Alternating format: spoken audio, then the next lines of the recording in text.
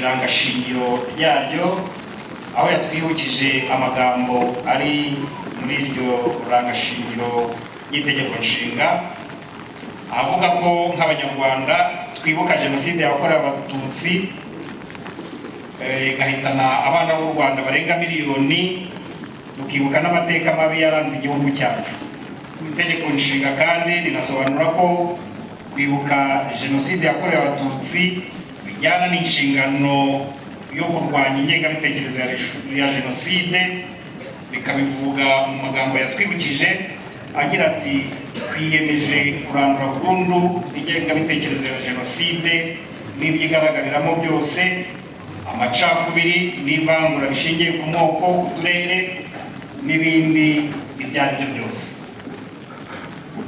Abaturage b'akarere ka Musanze, abayobozi, bavandimwe, muri imyaka 32 ishize leta y'u Rwanda yakomeje kongera imbaraga mu gukemura ibibazo byatewe n'iyi jenoside, ishyira imbaraga mu guhangana n'ingengabitekerezo ikiri mu badashakira u Rwanda ibyiza, cyane cyane abasize bakoze jenoside mu Rwanda, abenshi bakiri muri bimwe mu bihugu duhana imbibi, ndetse bimwe muri ibyo bihugu bikaba bibashyigikiye ku mugaragaro.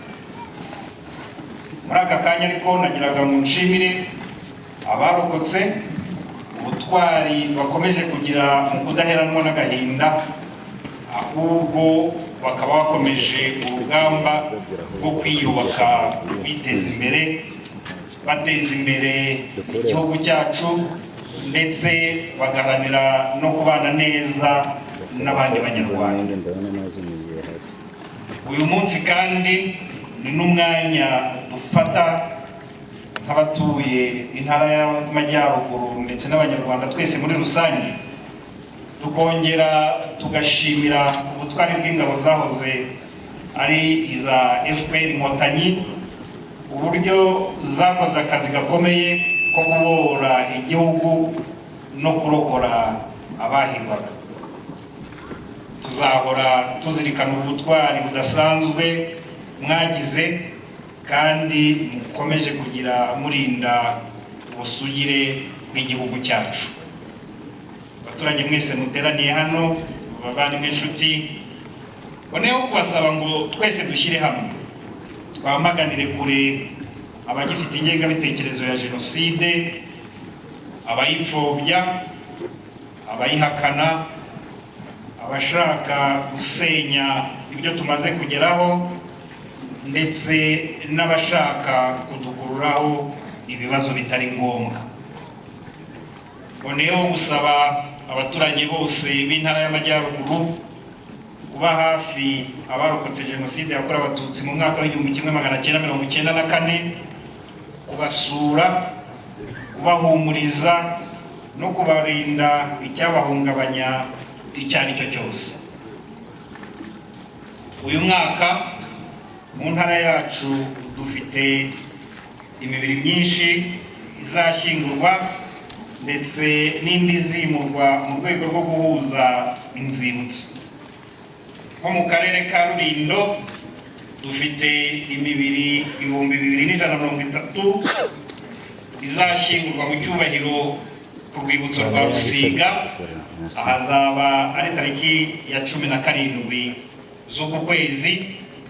Tukagira imibiri 176 nayo izashyingurwa mu karere ka Rulindo ku rwibutso rwa Mvuzo, aho azaba ari tariki ya 18 z'uku kwezi.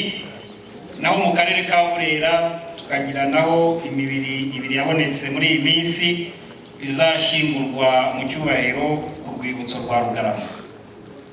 Aho bishoboka hose ndabashishikariza ko twazifatanya n'abazaherekeza ababo uko ari ngombwa. Ndabasaba kandi abaturage b'intara yacu gushishikarira ibi bikurikira by'umwihariko muri ibi bihe turimo. Ndabasaba kwirinda ingengabitekerezo ya jenoside aho iva ikagera, ndetse n'andi macakubiri ipfobya ndetse n'ihakana rya jenoside. Ndabasaba kwimakaza ubumwe n'ubudaheranwa by'Abanyarwanda. Buri wese ndamusaba kwiyemeza ko jenoside itazasubira ukundi mu gihugu cyacu. Ndabasaba kandi gukomeza kubungabunga umutekano w'igihugu cyacu. Ndabasaba gukomeza kwita ku nzibutso zishyinguwemo abacu bazize jenoside no kubika amateka kuri jenoside yakorewe Abatutsi mu 1994.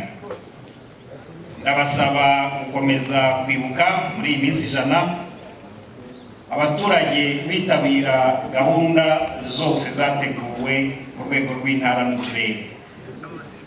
Ndasaba by'umwihariko urubyiruko kwitabira gahunda zose ziteganyijwe muri iyo minsi 100 kuko muzahigira amateka nyakuri y'igihugu cyacu no kumenya ukuri kuri jenoside yakorewe Abatutsi mu Rwanda mu mwaka w'1994.